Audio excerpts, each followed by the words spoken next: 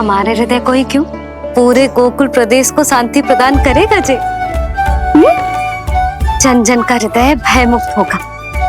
अत्याचारियों को सबक सिखा के पूरे गोकुल राज्य में प्रेम और शांति का राज स्थापित करेगा हमारा लल्ला। हाँ? अरे शीघ्र बचाओ कोई, शीघ्र भागो यहाँ से। तो फिर शीघ्र ही मुझे नहला दो मैया, ताकि मैं अपना कार्य प्रारंभ कर पाऊँ। तू मुझे टुकुर टुकुर देखता है, मैं अपने सारे कार्य भूल जाती हूँ। ऐसे तो तुम्हारी दृष्टि लग जाएगी लल्ला को। भला लल्ला को उसकी मैया की दृष्टि लगती है कभी? नीलमणि, जे जल रहे हैं तेरी मेरी जोड़ी देख के। अच्छा? हाँ नहीं तो क्या हुआ मेरे लल्ला को?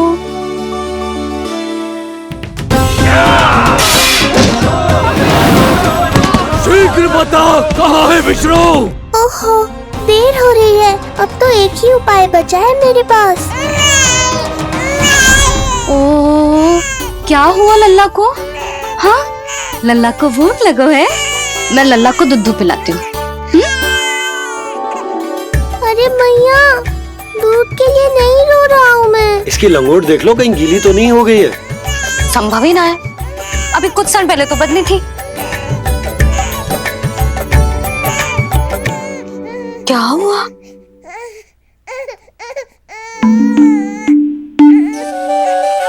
कभी कभी पति की बात भी मान लिया करो। अब एक बार सही होने से ना फूलो मत।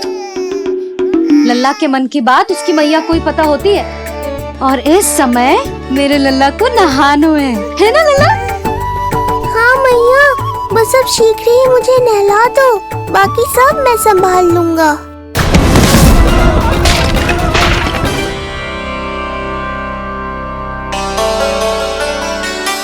अब मैं अपने लल्ला को अच्छे से नहलाऊंगी, बिल्कुल वैसे ही जैसे उस माई ने सिखाया था। मैया, आपको नहीं पता कि आपका ये निर्णय कितने निर्दोष प्राणियों की रक्षा करने वाला है, क्योंकि आपका लल्ला एक अद्भुत लीला करने वाला है।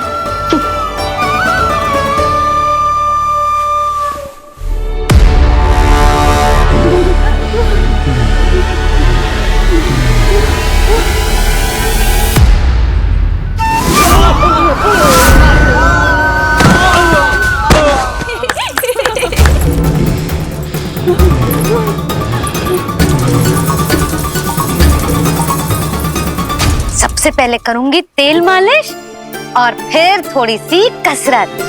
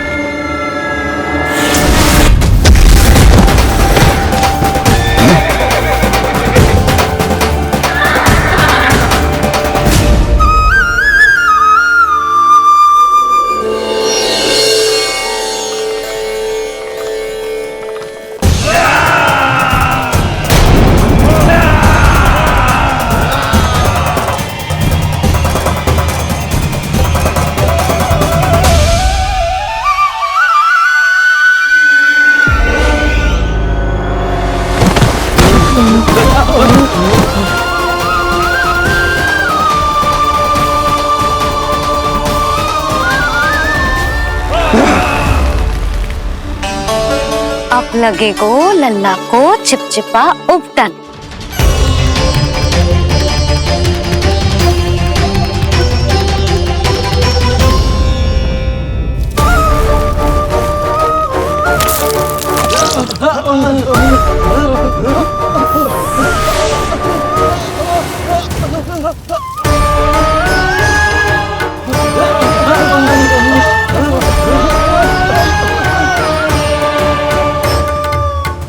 अब उपटन को सुखानो है ना, तो मैया और लल्ला बैठेंगे धूप में।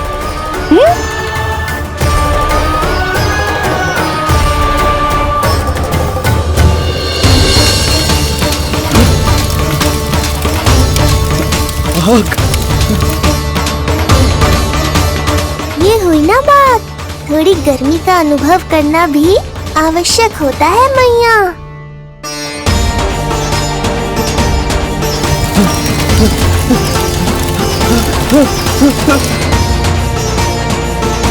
अरे मूर्खों, खड़े खड़े क्या देख रहे हो? पानी लो, बचाओ मुझे।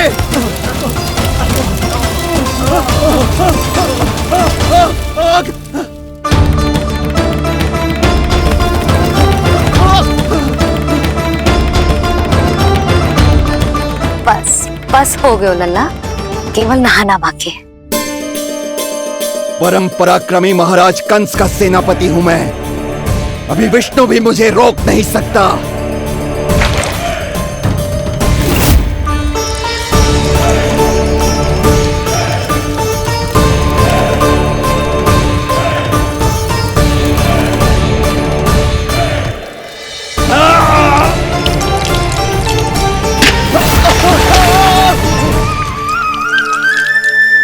पानी बहुत गर्म तो ना है?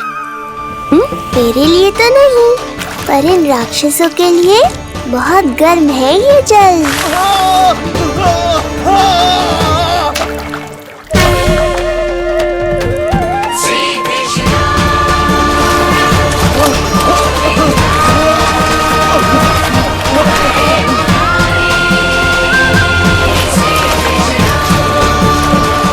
ये कैसी माया है?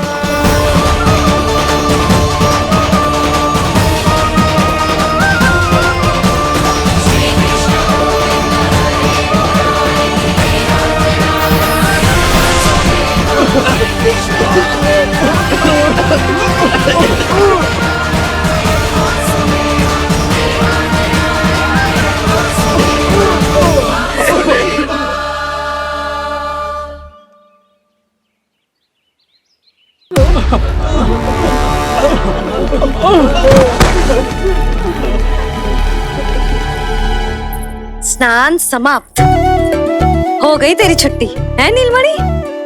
राक्षसों की भी छुट्टी हो गई मैया, और गांव वालों को उनसे मुक्ति भी मिल गई। पर अब मैं थक गया हूँ और भूख भी बहुत लगी है। अच्छा लल्ला, जब मैं दूध पिला रही थी तो पीना ना था, और अब बिलक बिलक के रो है। यशोदा, नीलमणि दिखतो तो मेरे समान है, किंतु इसके नखरे तुम्हारे जैसे। पंडित जी आइए, मैं तो पंडित जी के बारे में बताने आया था, लल्ला के षष्ठी पूजन के बारे में कुछ। अब तुझे 6 दिवस का हो जाएगा। हाँ यशोदा रानी, उस दिन से आप अपने लल्ला को नया वस्त्र पहनाएंगी।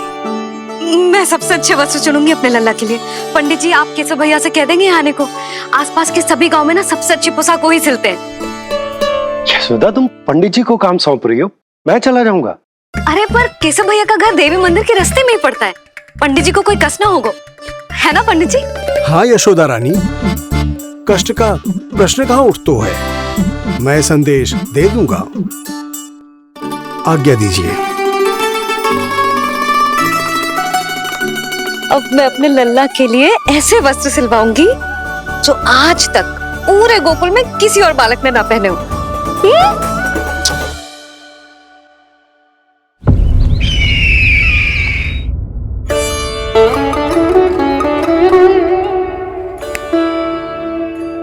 ये क्या है देवकी? ये देखिए स्वामी, ये वस्त्र मैंने अपने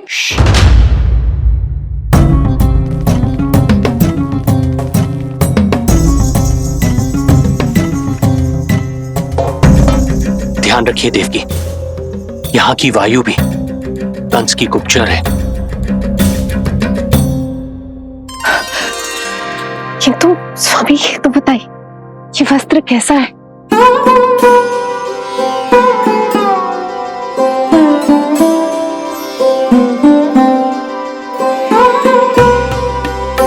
ये वस्त्र नहीं, अपनी ममता सी ली है आपने। उस पे यह वस्त्र बहुत अच्छा लगेगा। आप समझ क्यों ना रहो केशव भैया, बस वही वस्त्र दिखाना जो मेरे लल्ला पे सबसे अच्छे लगे। हाँ हाँ। ये देखिए,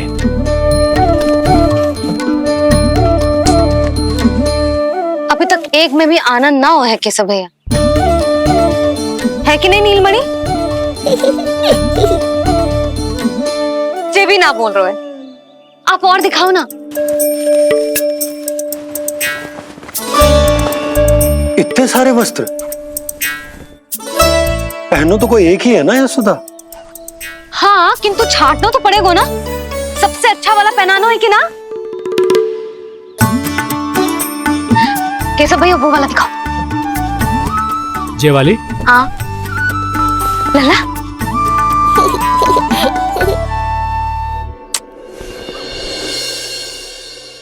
हर माँ की इच्छा होती है कि वो अपने पुत्र को षष्ठी उत्सव के दिन सबसे अच्छे वस्त्र पहनाए। किंतु क्या ये वस्त्र उसके नाप का है? हमें तो ये भी नहीं पता कि वो कितना बड़ा हो गया,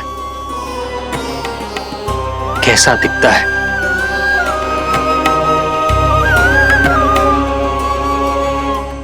ये पहरेदारों ने दिया है। देवकी, हम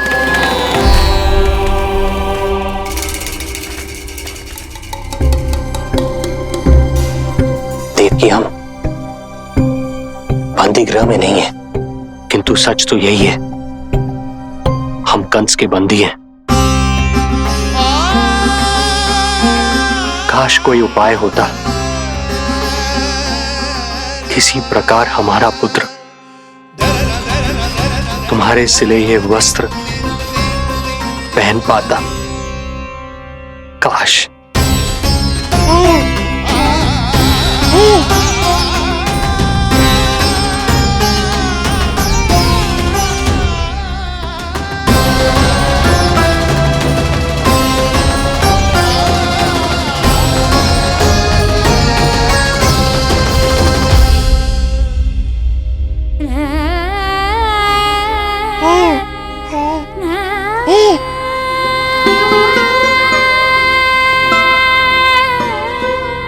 ओम श्री विष्णवे नमः।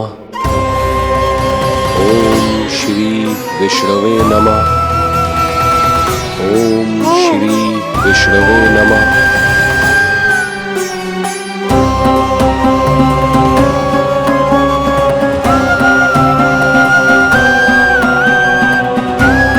हमें तो ये भी नहीं पता कि वो कितना बड़ा हो गया, कैसा दिखता है।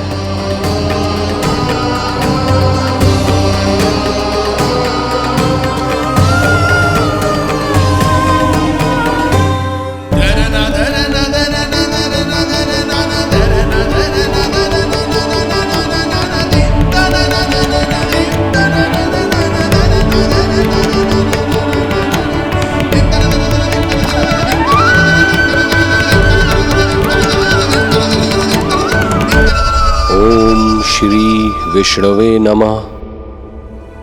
ओम श्री विष्णवे नमः।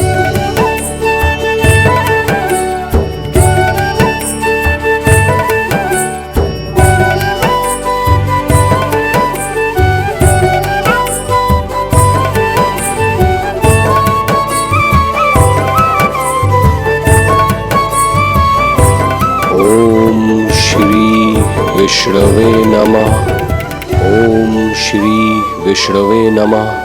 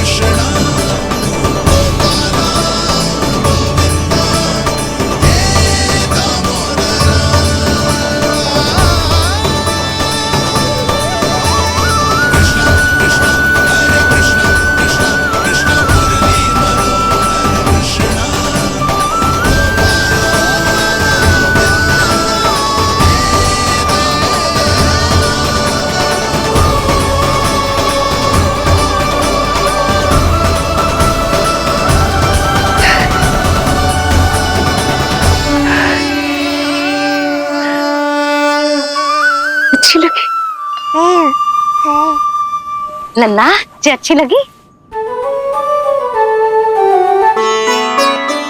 यशोदा, ये सब क्या है? नारायण का धन्यवाद जो आपको भेज दियो भाभी। एक वस्त्र के चुनाव में सुबह से दोपहर हो गई।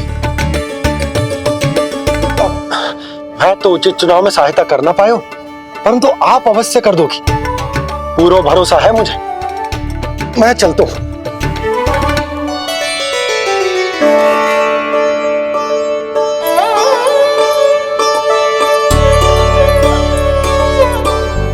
मैं क्या करूं जीजी? कोई वस्त्र मिलना भी तो चाहिए ना जो मेरे नीलमणि के योग्य हो। समस्या तो गंभीर है। किंतु महारानी जी, इससे अच्छे वस्त्र आपको पूरे मथुरा मंडल में और कहीं नहीं मिलेंगे। चिंता की कोई बात नहीं है, हम ऐसे वस्त्र ढूंढेंगे जो हमारे राजकुमार को बहुत अच्छे लगे, है ना नीलमणि?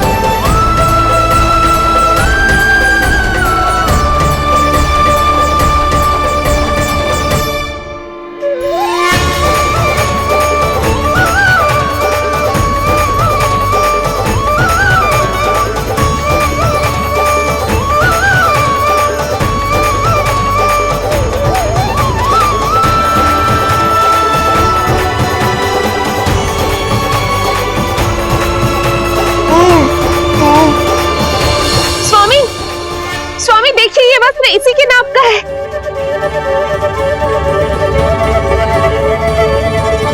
ये बिल्कुल सही नाप है स्वामी।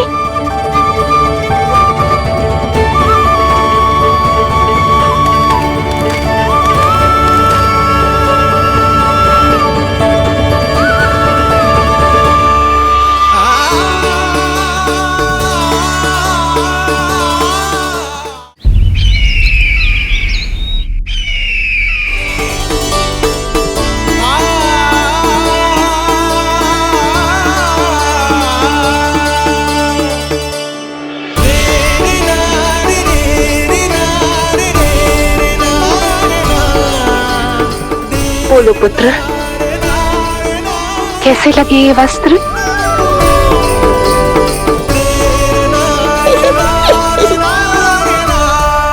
हम नीलमणि से ही पूछ लेते। बताओ लल्ला, तुम्हें कौन से वस्त्र अच्छे लग रहे हैं? बताओ। हाँ, बस एक बार संकेत दे दे लल्ला।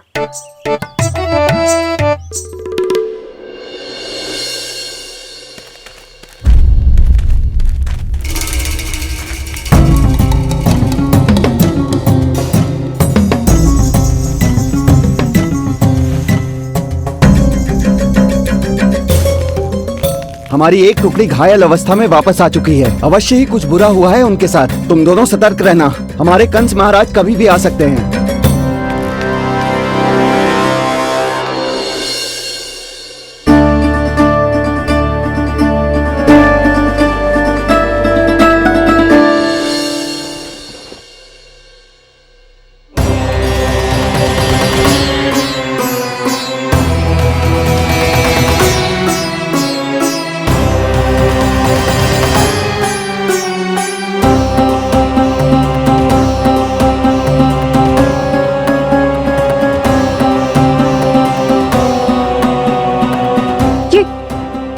वस्त्र कहाँ गए? अवश्य ही हमने स्वप्न देखा होगा देवकी। यदि स्वप्न था तो मेरे बनाए वस्त्र कहाँ गए स्वामी?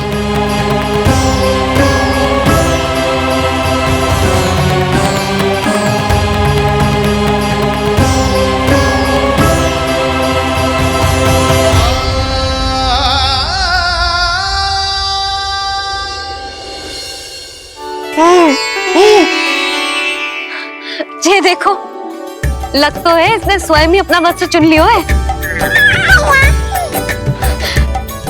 जे वाला दिखाइए। कौन सा? जे वाला? हाँ, जे वाला।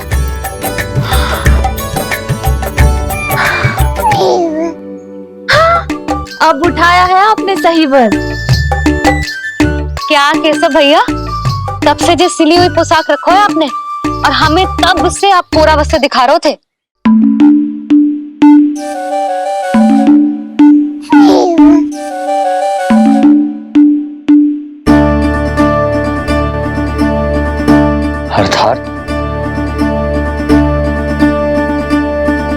अर्थात हमारा पुत्र हमारे पास ना होकर भी हमारे साथ ही है।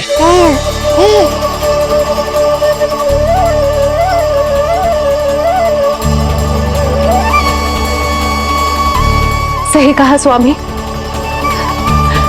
हमारे पुत्र को मेरे बनाए गए वस्त्र पसंद आए।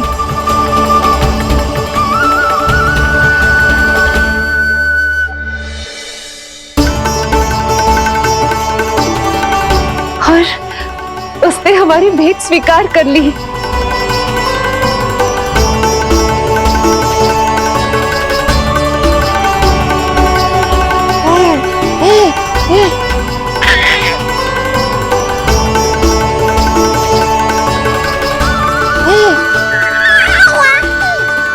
आपकी लीला अद्भुत है प्रभु। ये लीला मेरी नहीं देवी, मां की ममता की है। मुझे तो बस अपने कर्तव्य का भान है। दो माओं का पुत्र होने के नाते मैं उन दोनों में से किसी की भी इच्छा को अनदेखा नहीं कर सकता। मैं वरदान देता हूं कि यदि अब से कोई भी मेरी मूर्ति को अपना पुत्र समझकर अपने घर में पालेगा, तो मैं स्वयं उस घर में उनका पुत्र बनकर निवास करूंगा और लड्डू गोपाल कहलाऊंगा।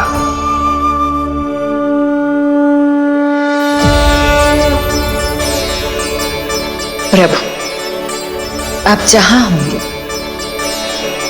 मुझे तो वहां होना ही है।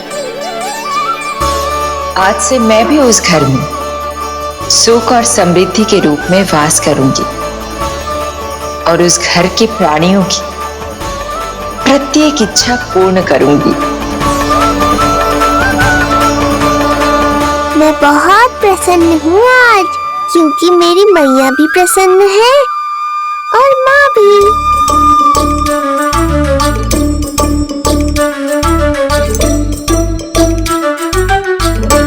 इस तरह के और भी एपिसोड देखने के लिए हमारे चैनल को सब्सक्राइब करें और बेल आइकन दबाना ना भूलें।